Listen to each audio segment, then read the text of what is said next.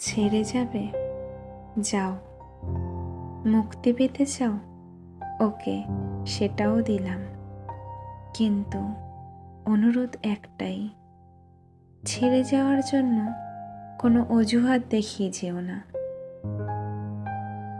তোমার আমাকে আর ভালো লাগে না সেটা বলে গেলেই হয়। শুধু শুধু এইসব হাস্যকর অজুহাত কেন দেখাও? তুমি আমার বদনাম করবে? করো, তাতে একটুও খুঁত রেখো না।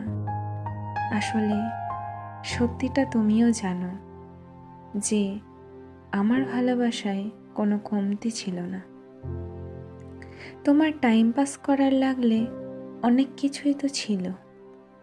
শুধু শুধু কেন আমাকে তোমার টাইম পাসের জন্য বেছে নিলে? আমি তো তোমার কোনো ক্ষতি করিনি। তাহলে আমার সাথেই কেন তোমাকে এমনটা করতে হলো? সবশেষে একটা কথাই বলতে চাই, কাউকে কষ্ট দিয়ে সুখে থাকবে সেটা ভেবে থাকলে ভুল ভাবছ।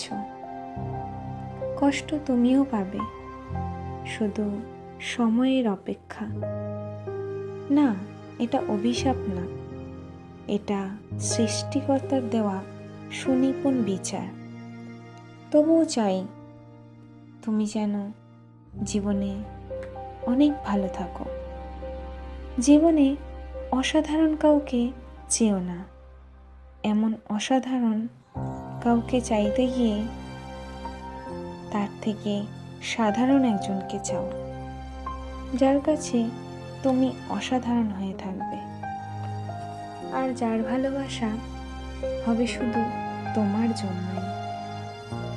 জীবনে হয়তো তুমি অনেক কিছু পাবে, আবার অনেক কিছু হারাবে, কিন্তু কিছু পাওয়ার জন্য তোমার জীবনে এমন কাউকে হারিও না যে তোমাকে অনেক বেশি ভালোবাসে।